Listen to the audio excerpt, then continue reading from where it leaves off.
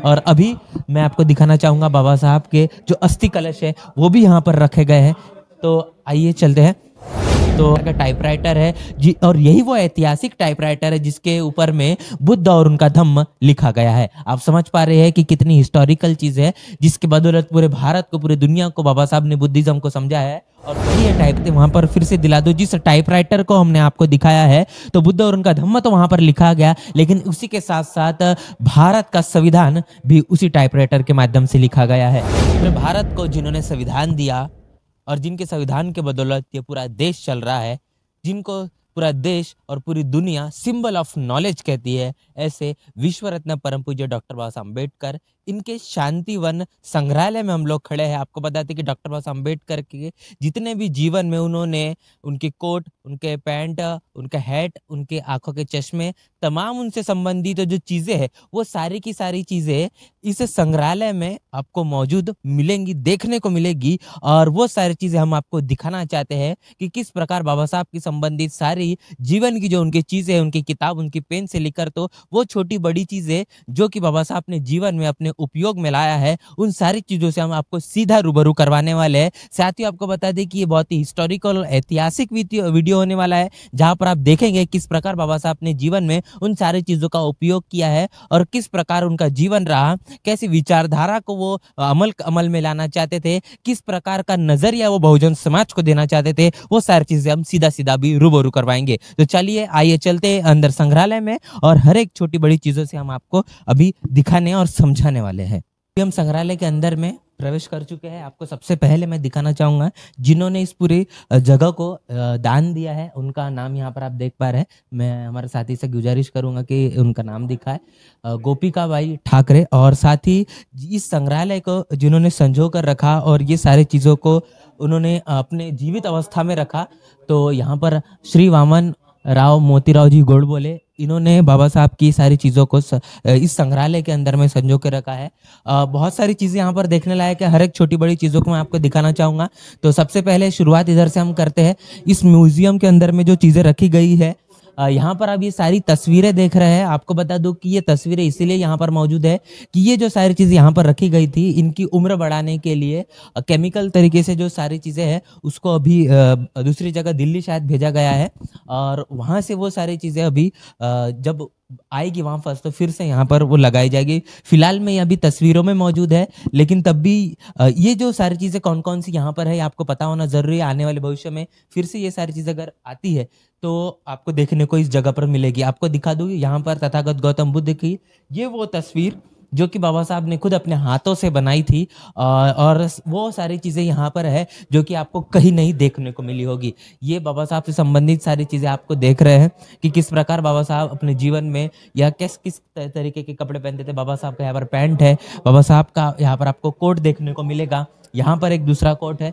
तो बहुत सारी चीज़ें यहाँ पर है। बाबा साहब ने जीवन के अंदर में काफ़ी सारे पत्र चला, उसमें से बाबा साहब दलितांत्य दैवत महानिर्वाण, बाबा साहब का जब महानिर्वाण होता है तब इस तरीके से खबरें सोशल मीडिया पर उस समय में तो नहीं था, लेकिन इस प्रकार की जो प्रिंट मीडिया था, प्रिंट मीडिया में बाबा साहब के संबंधित सारी तस्वीरें आती थी। तो वो सारी चीज़ें अभी आप देख पा रहे हैं। उसी के साथ साथ यहाँ पर पूरे बाबा साहब के संबंधित जो कोट है ये यहाँ पर आप देख रहे हैं, जो उस समय में जिस प्रकार की घड़ियों का इस्तेमाल किया जाता था वो घड़ियाँ आप देख पा रहे हैं। यहाँ पर ये भी एक हिस्टोरिकल चीज़ है।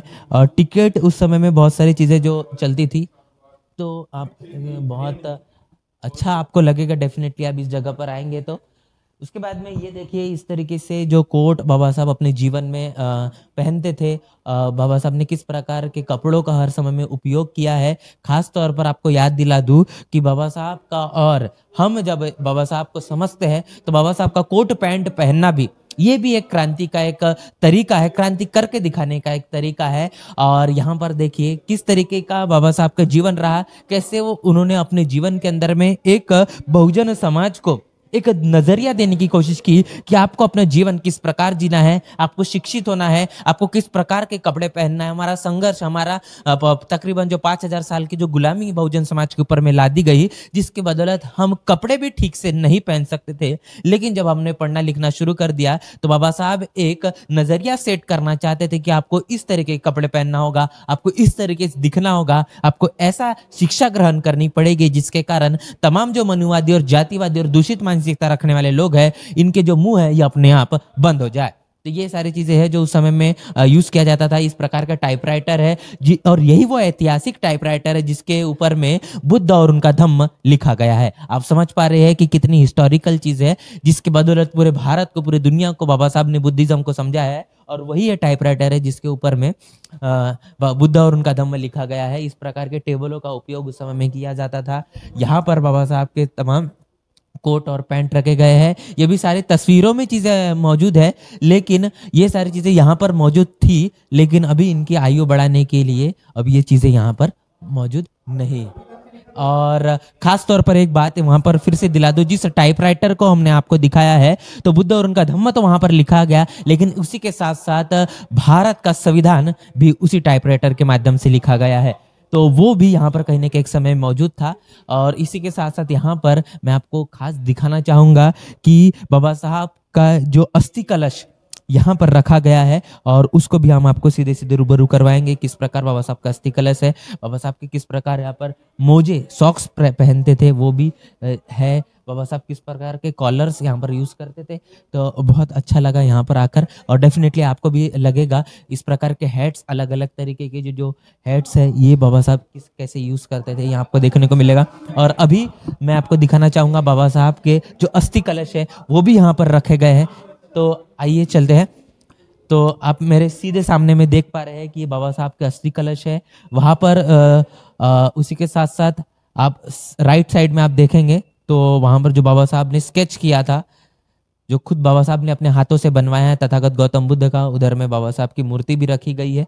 तो ये सारी चीजें बहुजन समाज जब देखता है और देखेगा तो जरूर उसके अंदर में एक नई ऊर्जा, प्रेरणा का निर्माण होगा, और वो समझेगा कि किस प्रकार बाबा साहब का जो संघर्ष में जीवन रहा, जिसके बदौलत आज हम वो सारी चीजें संभव कर पा रहे हैं जो कहीं ना कहीं एक समय में नामुमकिन था, और जिसके बदौलत आज वो सारी चीजें करने के साथ साथ में हम वो सारी चीज आपको दिखा भी पा रहे हैं जो कि भी एक असंभव सा काम था। आप समझ पा रहे हैं कि एक ऐतिहासिक धरोहर है, और उस ऐतिहासिक धरोहर पर इन सारी चीजों को दिखाना वो हमारे लिए भी एक सम्मानजनक बोल सकते हैं, और साथ ही साथ एक गौरव करने वाला एक ये पल है जिसको हम आपको सीधे सीधे रूबरू करवा रहे हैं। मनुवादी मीडिया ये कभी आपको नहीं दिखाएगा कि किस प्रकार बाबा साहब का जीवन रहा, उन्होंने किस प्रकार अपने जीवन में उन सारी चीजों का उपयोग किया, कैसे उन्होंने इस संघर्ष में जीवन को जिया है, उसके साथ साथ में अपने इस संघर्ष में जीवन के अंदर में कैसे उन्होंने साधन संसाधन को निर्माण किया, साधन संसाधन को जुटाने की कोशिश की, जिसके बदौलत आज जो भी हम देख पा रहे हैं वो उनकी विरासत है। और इसी विरासत को संजोए रखना, संरक्षण में रखना, ये बहुजन समाज की जिम्मेदारी है। और कहीं ना कहीं इस शांतिवन चिचोली में वही हो रहा है कि बाबा साहब से संबंधित तमाम चीजों को संग्रहालय के माध्यम से जो संजोया जा रहा है, और इसको एक समय की मांग हो चुकी है। आज हम तो देख पा रहे हैं, लेकिन ये प्रश्न बना हुआ है, अगर इनका संरक्षण नहीं होगा तो हमारी आने वाली जो पीढ़ियां है वो बिल्कुल भी इन तमाम चीजों को नहीं देख पाएगी, क्योंकि ये सिर्फ चीजें नहीं है, ये एक विरासत है, ये ऐतिहासिक धरोहर है, जिस धरोहर के बदौलत हमको समझ पा रहे हैं कि कैसे बाबा साहब का इतिहास रहा, कैसा उनके संघर्ष में जीवन रहा। और उसी संघर्ष में जीवन को हम अपने चैनल के माध्यम से आपको रूबरू करवा रहे हैं। क्या सोचते हैं, क्या आपका मानना है कि इस तमाम चीजों को, बाबा साहब से संबंधित खास तौर पर जो चीजें हैं, इसको संरक्षण की आवश्यकता क्यों है, क्यों आने वाली पीढ़ी को इन चीजों को देखना समझना होगा, जिसके कारण उसे पता होगा कि हमारा क्या इतिहास है, और वो इस बात को जरूर सोचेगा कि हमें भी अपना इतिहास बनाना होगा। साथियों, इस पूरे वीडियो को लेकर आपकी क्या प्रतिक्रिया है, प्रतिक्रिया कमेंट बॉक्स में जरूर बताएं।